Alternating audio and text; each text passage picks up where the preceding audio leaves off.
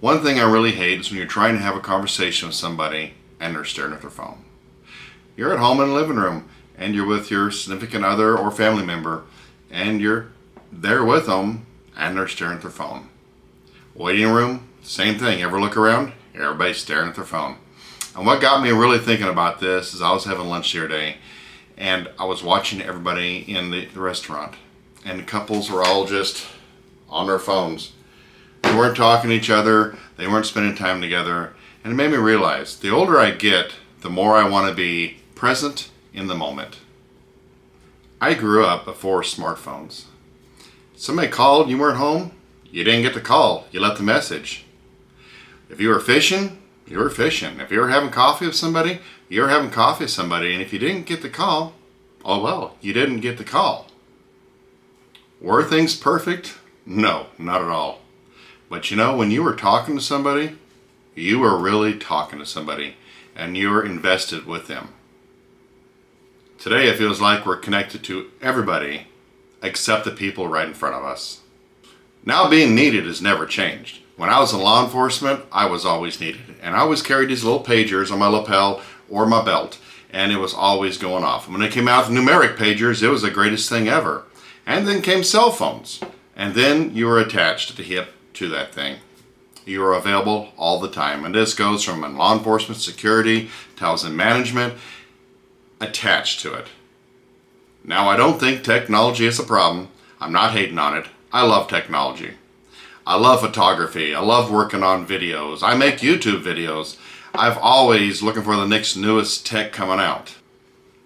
But the thing is, somewhere along the way, I realized I was spending more time reacting than I was actually living.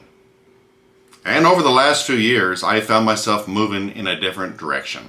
Not away from technology, not rejecting it. One of the biggest changes for me is me cutting out a little bit of time every morning. No scrolling, no notifications, just me, my coffee, and a moment alone before the world wakes up. After being on the road for the last 6 weeks, I've found what I really missed wasn't my bed, it wasn't the pool. It was actually grabbing a cup of coffee in the morning, sitting down with my notebook, and having this time, again, before the world wakes up. That really felt like home. That really was the quiet and the time that I needed. It helped me reset. And for me, this is where these tools that I have come in. I mean, they're simple things. Like my Traveler's Journal by Wanderings. This is my go-to. This is what I use every day to reset. It has all my tasks in it. It has things that are happening in my life. Just keeps me up a quick glance of every day. I've got calendars in it. It's my go-to. It really is my go-to, and this is my centering device. You know, I love lochby. I've got the lochby venture pouches here. I keep my pens organized, just the little things I need for my journals and my analog life throughout the day. You know, lochby small mini field notebook. This goes in my Jeep. It's there if I needed to write a thought or a note of anything about it or anything important comes on. I've got my lochby pin pouch. I throw some of my nicer pins because I do like pins, there's no doubt. I throw them in this and keeps them safe and sound. This thing is just fantastic. You know, I just can't say enough good things about lochby. They're a great product. And then I got my larger lochby field journals where I keep all my YouTube video ideas in it, thoughts, and prep plans. This thing is amazing.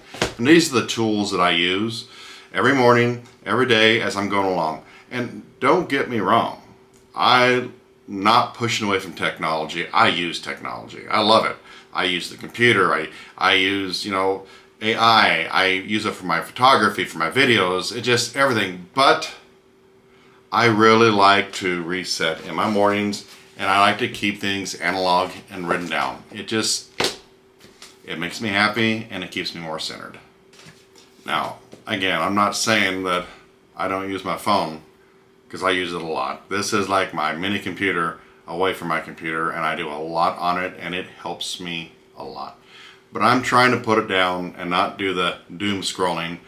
Trying to have a conversation with somebody without staring at my phone, which I have been guilty at myself. Who knows how long we're going to be here? Who knows how long we're going to have? I don't know. But I want to live every moment to the most. So I want to enjoy those sunsets and those sunrises with that special someone that you care about, right? I want to take my little notes, my little journals, things I'll probably leave behind for my daughter or whoever. They can look through it and laugh how goofy I was, or just maybe how weird I was. But these are the little things that matter, I think. Things that really amount to a lot in the end. So I'm not giving up on technology. I'm still going to carry my smartphone. I'm still going to use my computer. I'm still going to make videos. I'm still going to take pictures with my digital camera. I'm still going to do all the stuff I love to do. But every day, I'm going to try to carve out a little bit of time where my attention belongs to me. No scrolling, no notifications, no distraction. Just being present. Just being present. And the older I get, the more I appreciate that. Thank you for watching. And if you got anything out of this, please like and subscribe. There's more coming, and I'm looking forward to seeing you on the next video.